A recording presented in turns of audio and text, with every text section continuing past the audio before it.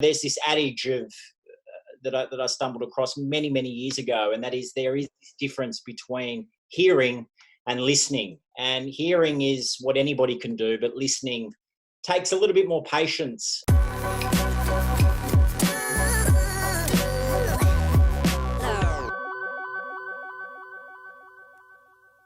Hey, and welcome to the Tarun Stevenson Leadership Channel, where we're helping you lead, communicate, and grow to your full potential. I'm your host, Tarun Stevenson.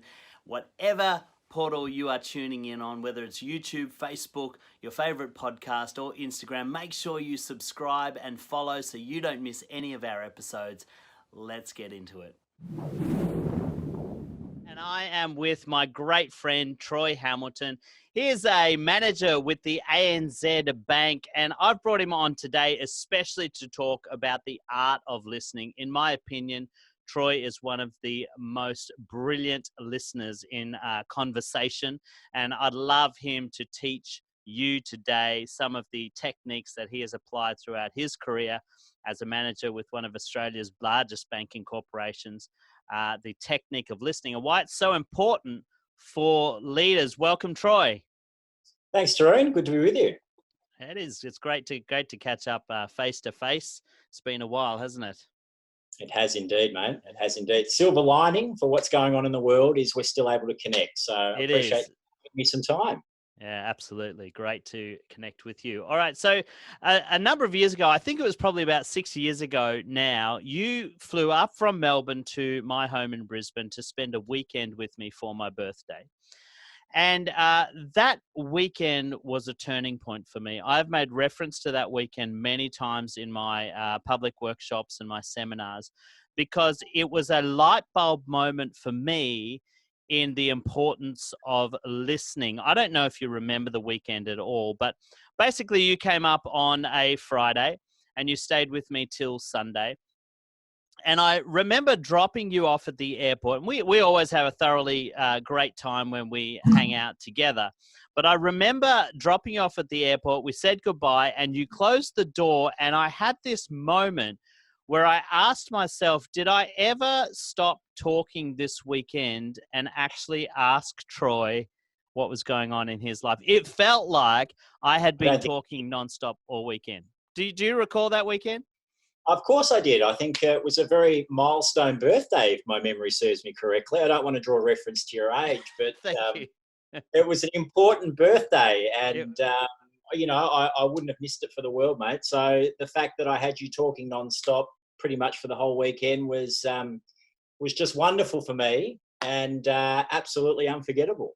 So tell me about this, because this is what was a real wake-up call for me. I mean, in leadership and in leadership coaching, one of the qualities that we often talk about is the ability to listen and listen well. But I think that weekend was really a wake-up call for me in the art of how to do it really, really effectively. Because when I came away from that experience, one of the things that struck me was I always feel really connected and well listened to when I hang out with you. I mean, you just have this way of conversing with people in which you make them feel like the most important person in the room. And you're always looking for ways to stimulate the conversation or keep it going rather than interject with your own opinion or your own viewpoint. But you say that you thoroughly enjoyed it. So what is it about the art of listening that you thoroughly enjoy? Because most people prefer to talk about themselves rather than listen to somebody else.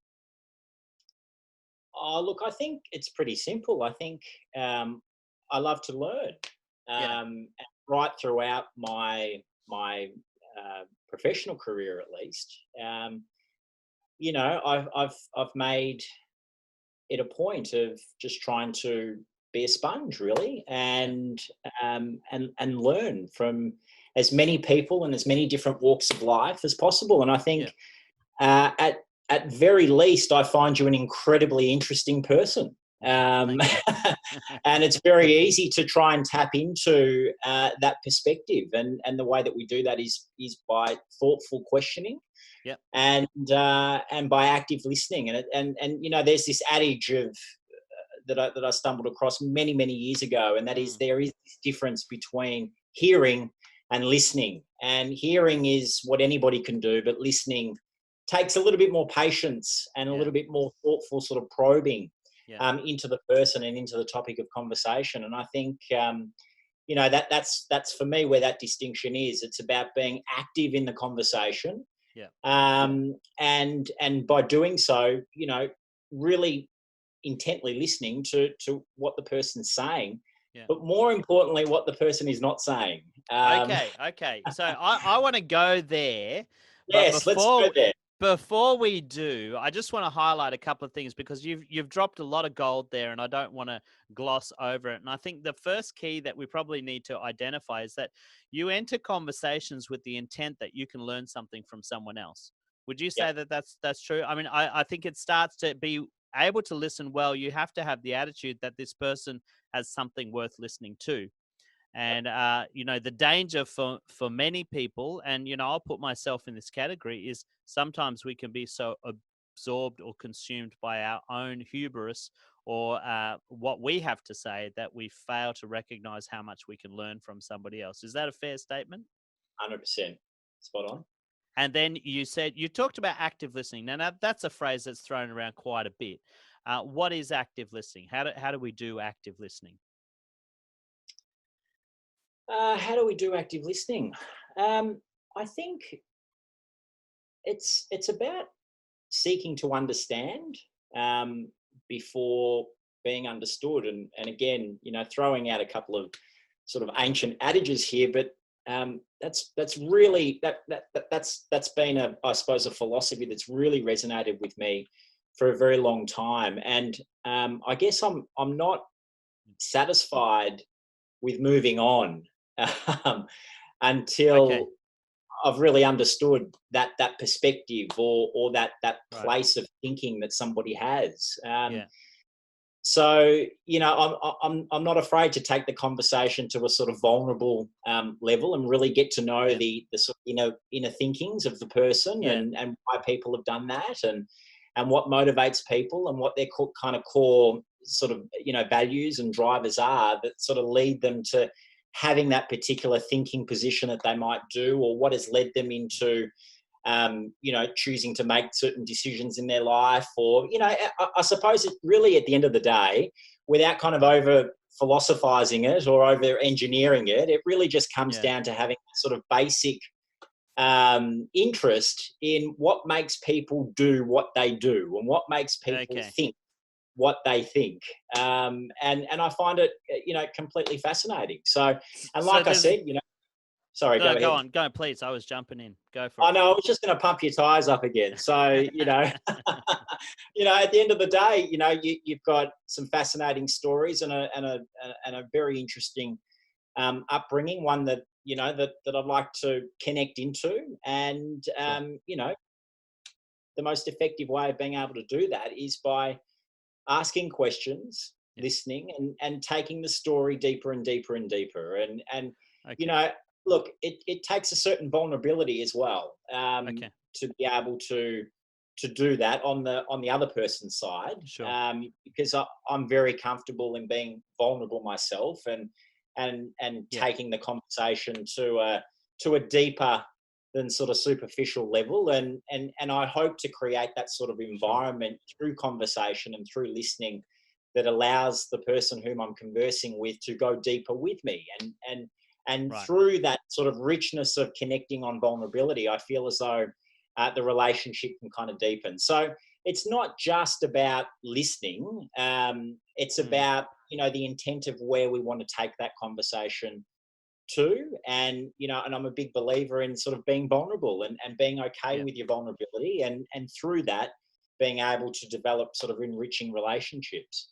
Great. So you mentioned there wanting to understand the motivation behind why people think the way they think, and I don't know about you, but I think that's probably an art that's lost in a lot of conversation now. A lot of conversation seems to revolve around putting forward my ideology or my point of view, and not really being interested in what motivates somebody to land where they land, but rather try and prove your point Yep. and get one up on the other person. Is that what you find with most conversation nowadays? Absolutely. Yeah, Absolutely. Everyone is in it for themselves. yeah. And everyone's got a lot to say. They do, don't they? And Yeah, everyone's got a podcast apparently. So everyone does. Everyone does. Everyone does. very Yeah, good. but look, I just think that you know I don't know if it's. I mean, you reference it as being an art, and I appreciate, I suppose, the compliment that you're inferring there, um, in reference to, I suppose, my way of conversing or listening. Yeah, Um, I don't know. I just find that it's just a common courtesy nowadays. right. That kind of has been lost as Yeah, well, okay. and that is just having a conversation with somebody and allowing there to be some silence, allowing there to really digest what the person is saying, and then coming back with some sort of thoughtful, questioning in relation to what the person has just sort of said. So Great. rather than thinking about whilst you're talking to me, Yeah, I'm already thinking about my next question or what yeah, I'm trying to get out of it. I think people can tend to sort of jump the gun and create, arrive at sort of conclusions very hastily. yeah. And yeah, and I do that too from time to time, of course. Sure. But making a real sort of intention of allowing there to be some silence and allowing there to be some thoughtful, um, consideration to whatever the topic of conversation is. Great. I think it's important.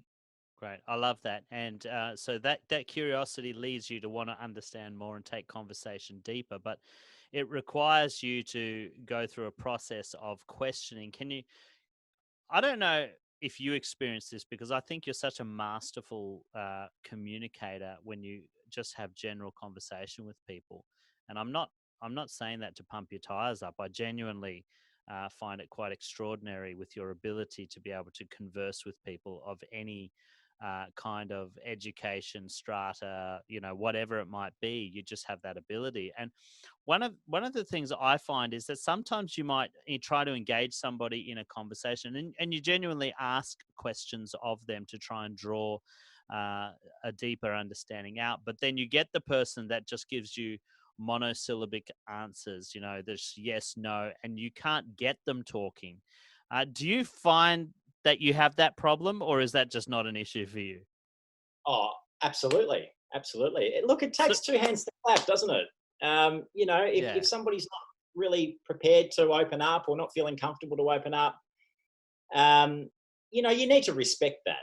yeah, You need to respect that, of course. But yeah, um, yeah, look, it absolutely happens to the best of us, and that's why um, I place a real importance on the sort of non-verbal kind of ways that people communicate, which I think are important in creating that level of comfort yeah, within the environment that you're talking to people in. So, yeah. having kind eyes, smiling, and Sure. being in the moment and being authentic.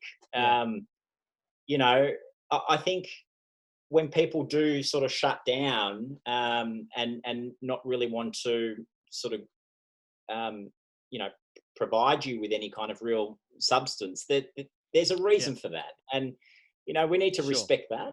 Um, Yeah. and I suppose I take it upon myself Mm, to think about the sort of role that I'm able to play in that moment to yeah, create a bit of comfort, and to make that person feel safe, and secure in whatever it is that we're talking about. gotcha. And generally speaking, people are intuitive enough to sort of feel that. Yeah, And most of the time we're able to kind of sort of get through that initial sort of discomfort that might yeah, be there, and arrive at a place in the conversation that's somewhat more free flowing. But it mm, doesn't always happen. It doesn't always sure. happen, and I think we need to respect it when it does happen. But at the same time, as one part of that conversation, I need to take some responsibility in the environment that I'm also creating with that person, to make that environment Right. as safe and as comfortable as possible, so that the conversation can open up.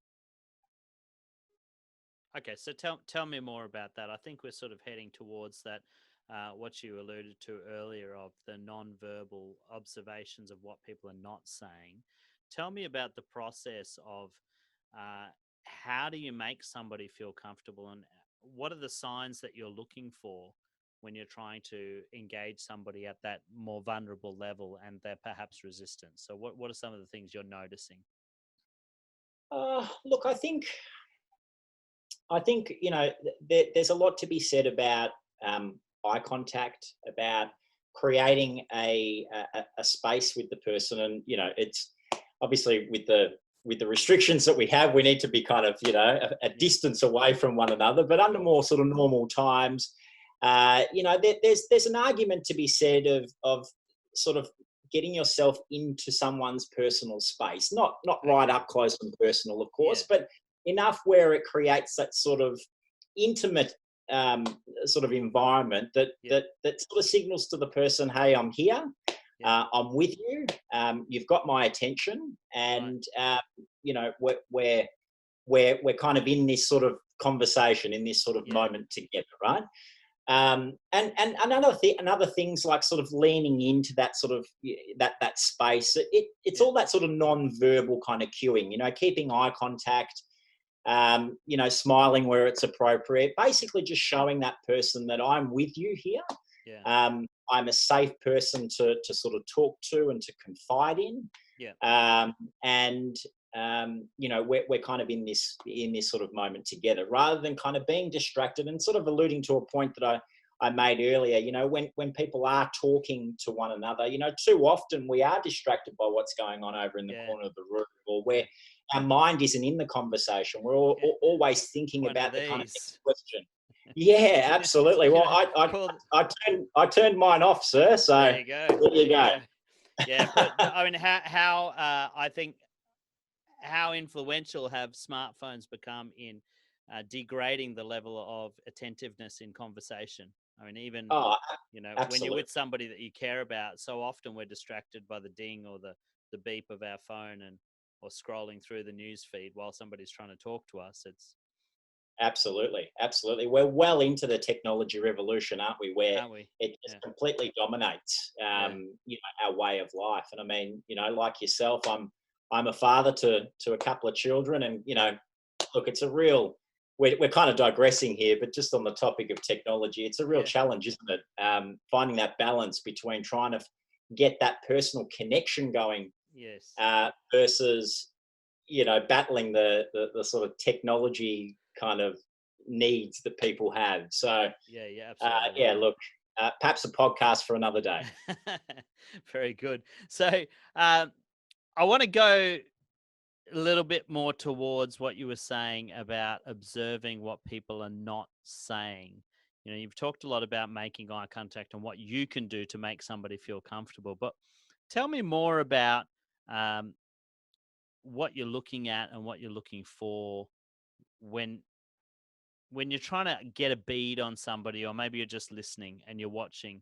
Maybe give us an example. Give us an example of a conversation where somebody was not saying something, but it was screaming volumes as to what they were feeling or thinking.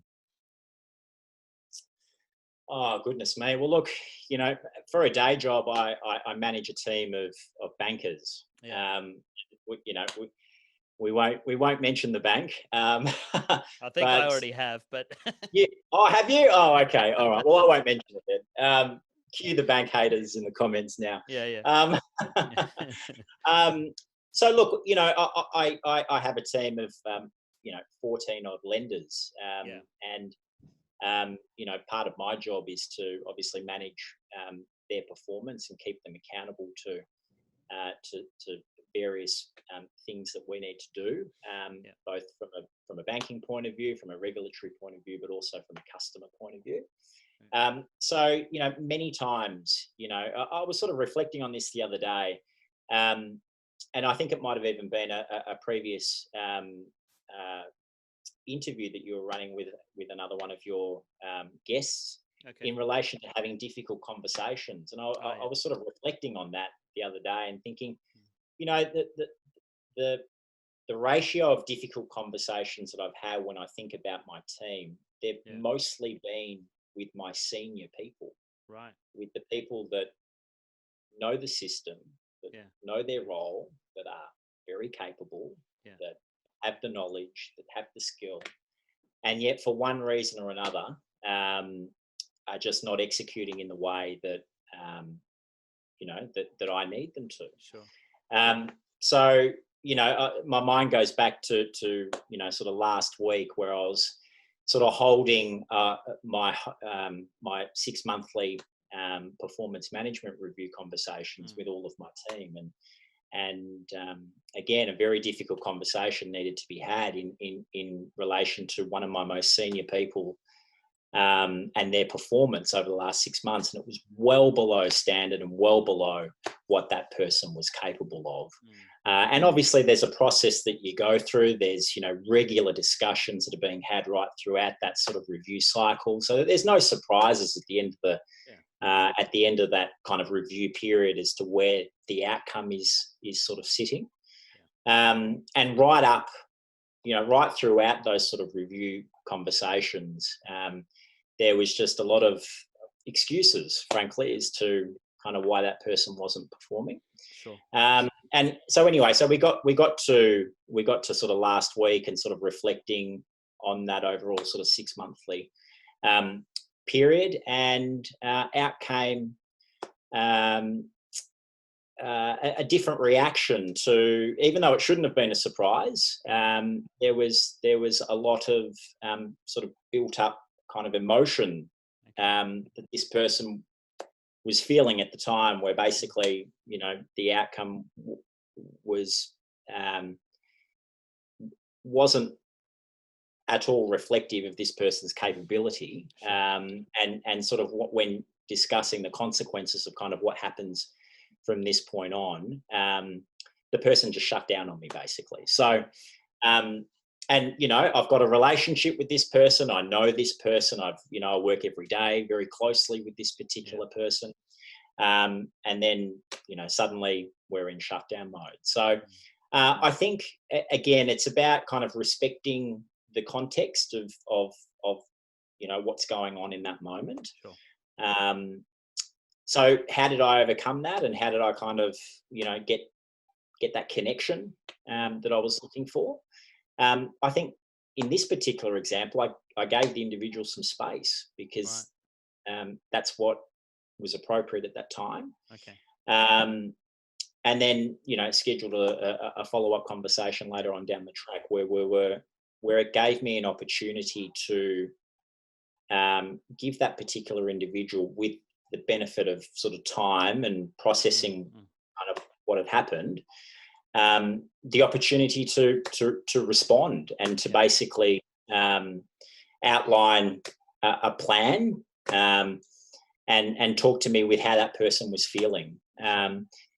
Whereas I'm not sure I would have gotten the same sort of level of engagement in that moment at that particular time, based on how that person was feeling. Sure. And through the benefit of time, we were able to sort of talk a little bit more freely about some other issues that were obviously impacting the outcome that got us to where we were getting to. But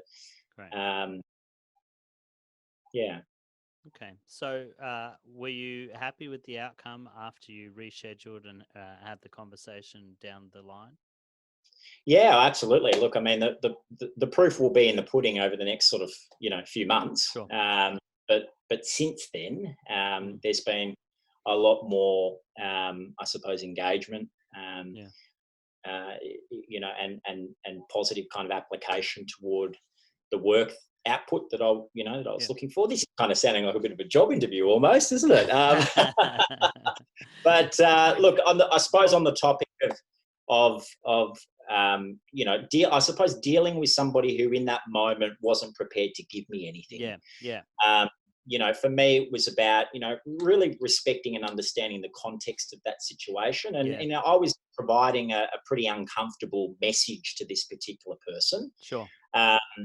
And rather than continuing to kind of force the issue, providing some space and allowing that person to have their own time, Yeah. to be able to digest and think about kind of what their response was going Yeah. to be like. Because I wanted their considered, thoughtful response back, Great. not some sort of off the cuff, emotional kind of outburst. Yeah. Even though if that had have come, that would have been completely fine as well. Sure. But you know, so providing that sort of time and space and having the sort of wherewithal to understand the context in that moment, that I've got a choice here, being another person in this conversation. Yeah. I've got a choice here. I can control the direction of this conversation. And right now, in this moment, I actually feel as though silence and time and space is the most effective way of being able to manage A, the conversation, but B, the relationship.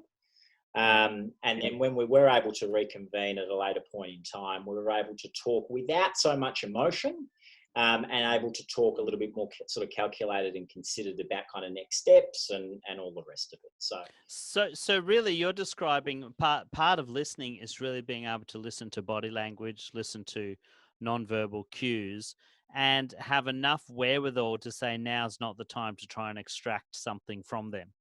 Absolutely. If somebody's not willing to talk, doesn't matter if you're really good at questioning. You may find that questions are not the right approach in that moment, but Yep. silence or delayed response is more appropriate. Is that what you're saying?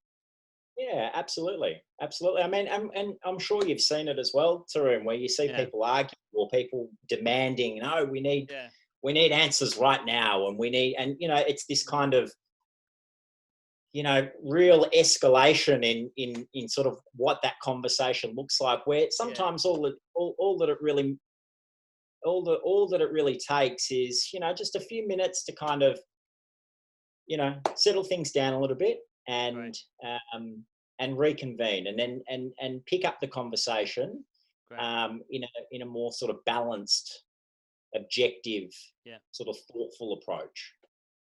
Great. You mentioned earlier in our conversation about patience. Listening is about patience, and really, this is, I guess, the essence of patience is to be patient enough to wait for a response beyond Yep, that conversation. You may not get the response you want in that moment, but it doesn't mean you can't get it later. You've just got to be patient enough to wait till they're ready to absolutely. give a response. Yep, And absolutely. that's great. That's a great insight, Troy, because I think as leaders, very often, we have to have difficult conversations, but sometimes those difficult conversations have to be spaced out. We can't get all of the information we require in that moment. And there's always such an urgency about getting an answer. I want to Yep, know why it went wrong, or I want to know why you're not doing your job, or I want to know what's wrong with you. And, this is even true of parenting, I think, when you're dealing with kids and teachers in the classroom, often we want a response in the moment because that's what impacts us significantly, but to realize that it's not just our needs that are in play in that conversation, it's also the needs of the person on the other side of the conversation, and they may not be ready to give the response we require, and that should be okay. yep, Yeah, and I think that's probably a good place to bring in one of your roles that I've always been fascinated by. Is you're not doing this role anymore, but for a long time at ANZ, you were the National Communications Manager, and for the Voice of the Customer Department. I love the title, Voice of the Customer. Tell yeah. tell me tell me what it is that job entailed, or that role entailed, because I've heard you talk about it before, but I find it fascinating that an organization like ANZ would even have a role like that. And how does listening really come into that kind of experience?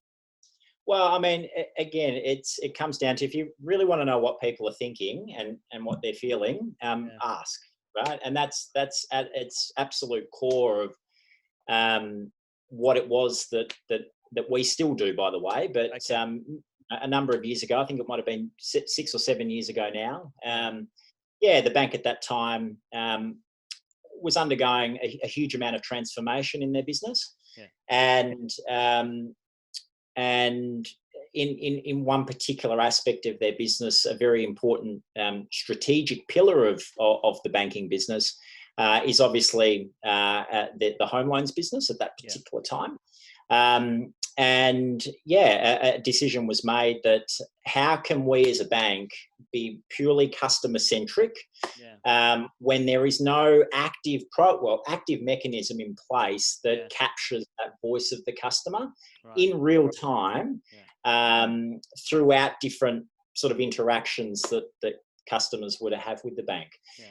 So we started it out as a pilot, and basically over a period of 5 or 6 years ended up expanding it out to many aspects of the bank. It wasn't just our home loans business, but it was business banking, it was wealth, it was the contact center, the branches, mobile lenders.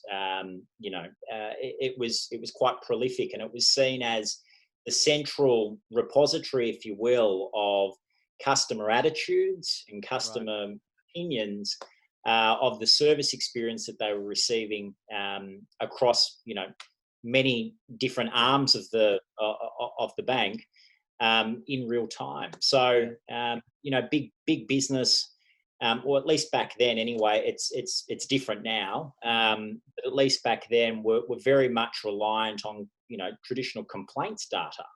So and complaint related insights. Well, that's too late. The customer is well and truly annoyed and irritated at that particular stage. So we wanted to sort of connect in with the customer and give them multiple touch points throughout different interactions that they would have with us, so that in real time we're able to kind of get a more of an insight into what the overall kind of attitudes and opinions are of different types of services that the bank was offering our customers. So, go on. Go ahead. So how did you, that must be a huge amount of data that you're sifting through. How do you create a picture of what the customers feel or what the customers are saying from, multiple touch points across a national network of banks and call centers? How do you create a picture, or how do you, I guess, listen to the customer in that way? For any business owners that are wanting to understand how your customers feel about you, what could you say to them? Oh, well, I think you need to ask the question, and I think that the key word there is question. So for us, the bank is a very complicated business.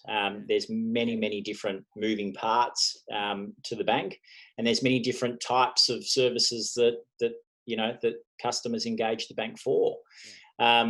So it's not always a one sort of service proposition fits all customers. A small business owner is very different to a first home buyer in terms of their needs. An investor is very different to a first home buyer. A retired banker is very different to a student banker, for instance. So, it comes down to thinking about the themes, and the themes of those sorts of questions can then drive the insight. So, as a bank, we wanted to get a sense as to, for instance, how fast our service was. We wanted to get a sense of how competent our customers viewed bankers that they were dealing with. We wanted to, of course, know whether or not, our customers always had their needs met when they, went into a branch. When they left the branch, did they essentially have their problem solved?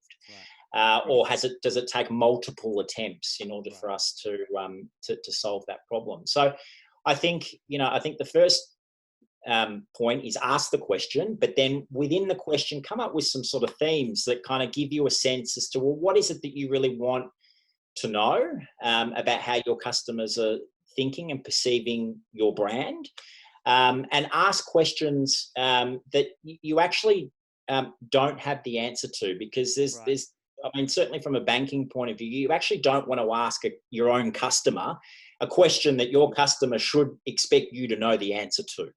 So So I suppose, look, there's an art in sort of asking the right types of questions that can glean the right sort of insight.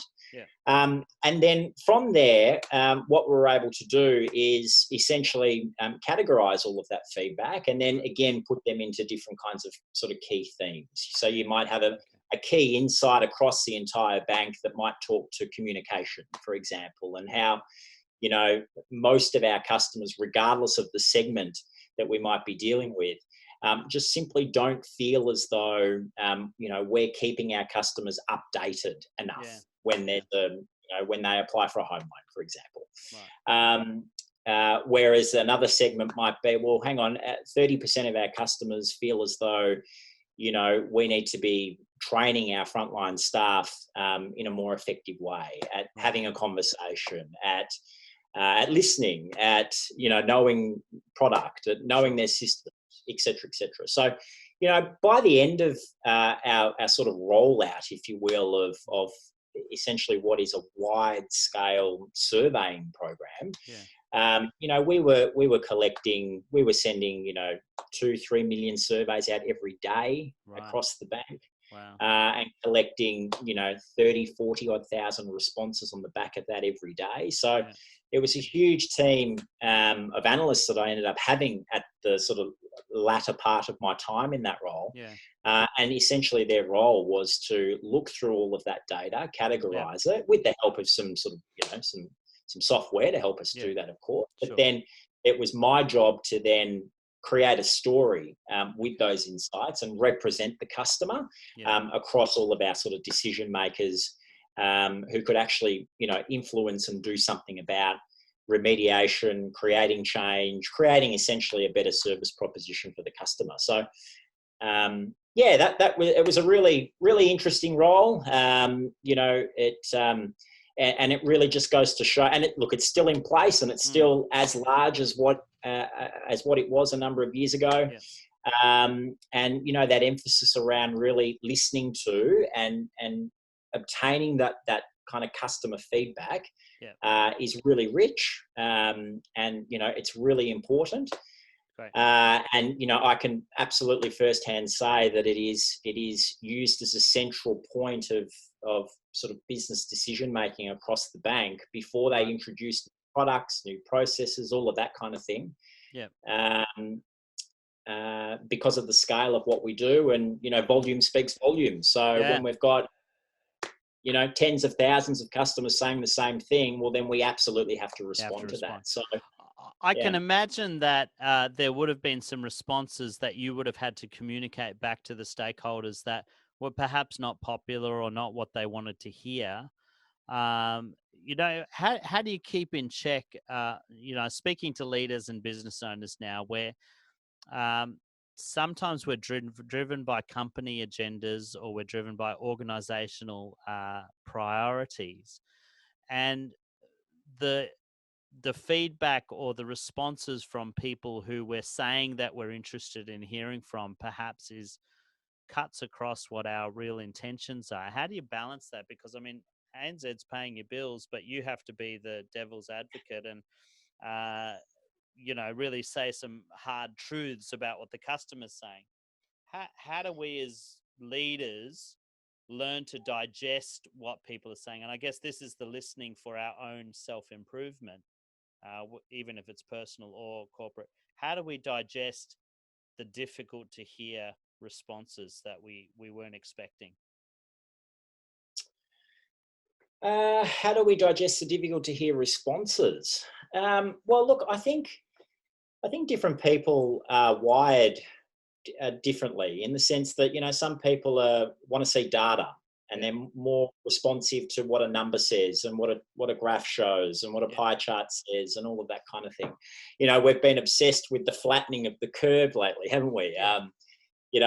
That's where that's where I feel, if I was to use that as an example, that's where I feel as though I personally noticed a shift in sort of the general kind of population's response to this idea that we might need to be all in lockdown over a period of time. Because Scott Morrison came out one day and showed us all a graph, and there it was, and that's what we needed to do, and there was a story behind that.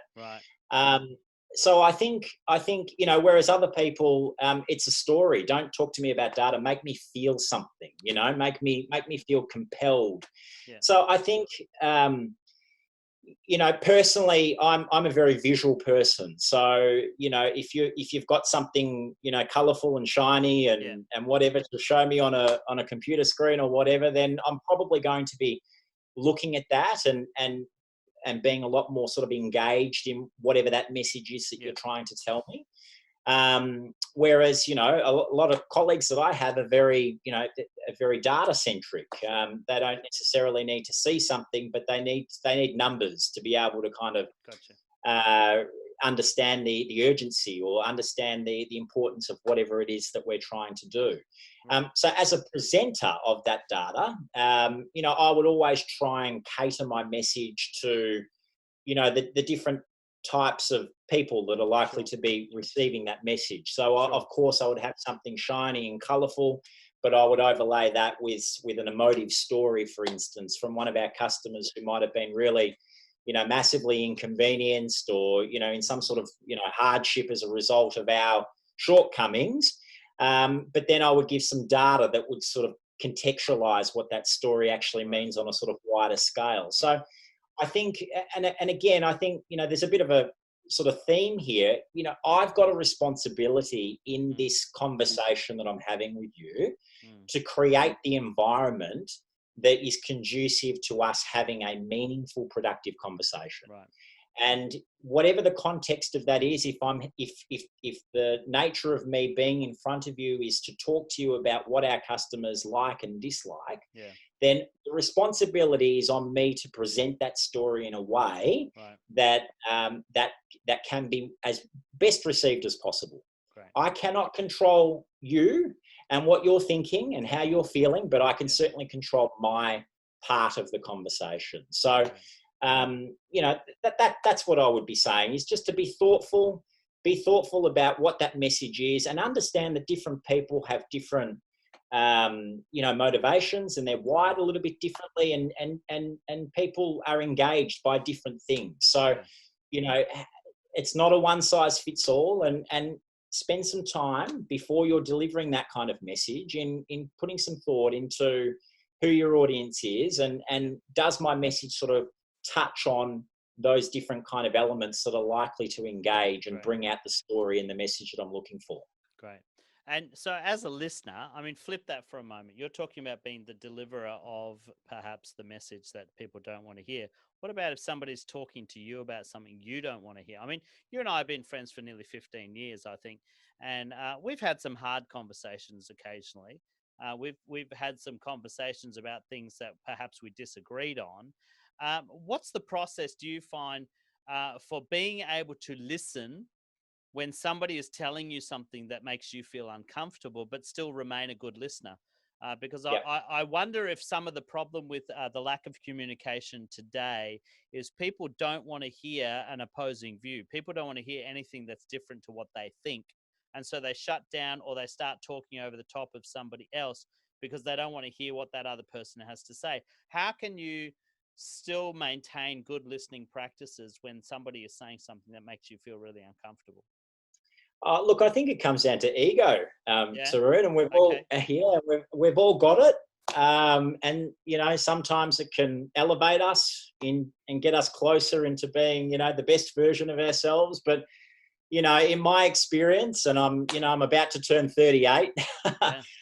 It has got me into probably more trouble than it has helped me. And Sure. you know, you know, it brings out this sort of defensiveness, and it brings up Yeah. this kind of wall, I find, Yeah. most of the time. So, you know, if someone is trying to give me a pretty hard message and I feel as though that wall is coming up, it's Yeah. probably my ego not Right. really enjoying what it is that that person's talking to me about. Yeah. And my response is that sort of fight or flight, you Yeah. know, and, Gotcha. you know, neither in most, you know, in most of the time are particularly helpful. Now, having said all of that, if someone Mm. is being really disrespectful and Yeah. carrying on and swearing, and you know, that's a little bit different. But you Okay. know, if someone is being genuine and authentic in their approach and just telling you some, you know, some home truths, I Yeah. suppose, at least Yeah. through their eyes, about, you know, hey, you know, it might be about, I don't know, some bad habits that you might have. It Right. might be about your weight. It might be Yeah. about, I don't know. Um, We've might had be that about any. conversation, haven't we? No, yes, we have actually. um, And but I think you've been talking to me about that, so it's about knowing, you know, uh, again, two people are part of this, right? So yeah, me as that person giving that message, I need to be empathetic and sympathetic and yeah, understanding as to potentially kind of, what this message is, but yeah, but also me hearing it as well. yeah, I also need to be mindful of, okay, um, is there some truth in this? And yeah. there might be some truth in this, and so I'm going to take it on for what it's Great, worth, great. and I'm going to listen and I'm going to absorb. And a bit like my example earlier, I might come back to this conversation Yeah. if I'm Okay. feeling a little bit emotionally sort of wound up by Yeah. this. Yeah. But at very least, I'm going to put my ego aside, and I'm going to, at least give the respect in listening to this message that's Great. being put to me. But yeah, ego at the end of the day, recognize it, Yeah. and try and understand it. Great. That's such good advice, Troy. I really appreciate that. And we've covered so many great topics today. You started off today talking about how every conversation you start as having an attitude of wanting to learn from another person. And I really think that we've bookended it beautifully, because that's ego, isn't it? And if you enter a conversation thinking that you can't learn anything from anyone else, well, that's your ego getting in the way. And again, your ego is going to stop you from learning and growing if you're not willing to take that constructive criticism and feedback from other people as you listen to them. That's Yep. fantastic, Troy. Thank you so much. I really appreciate you taking the time to talk to us today. Tell us now, you said your day job, because banking is just something that you do as a day job, as you say, but you have a real passion that I'd like to give you an opportunity to talk about. Tell us about your business, Acoustic Rhythms. Well, thanks for asking, Tarun. Yes, look, it's a relatively new passion. Yeah. So basically, I teach guitar and piano to anyone who is interested. And my business has been up and running now for coming into the third year. It's going well. And yeah, it was a passion that I never knew that I had. It was probably only Yes. about 5 years ago. 5 years ago that I first picked up a guitar, and Wow. 5 years later, still can't put it down. So Yeah. just having this natural curiosity to really understand, and a bit Mm. like the conversation, Yeah. whoever I'm talking to, really wanting to understand what's going on. Same sort of thing musically, and it's gotten me to a point now where it adds tremendous balance to my life. Right. Like I said, my day job Yeah. is working for the bank, but I love teaching and playing music, and hopefully inspiring people of all walks of life, all Yeah. ages. My youngest student is 4. My eldest is 82. Wow.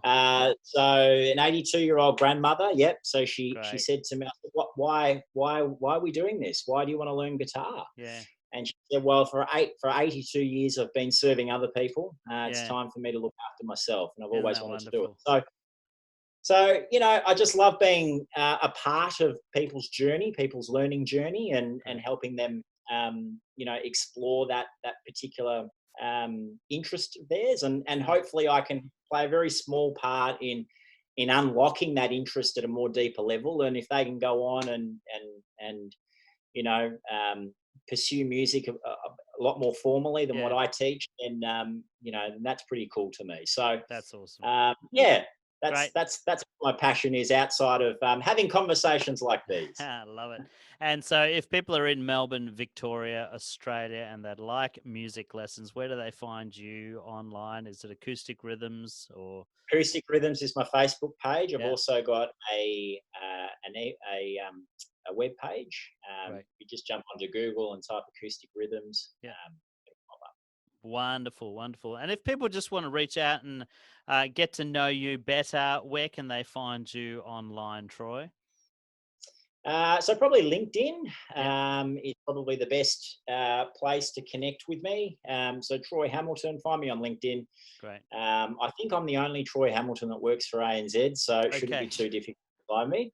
Very good. And if you're wanting to connect on a music level, well, then Acoustic Rhythms is All right. another option. That's fantastic. Troy, thank you so much for your time. It's been so insightful and helpful, and we really value what you've said tonight.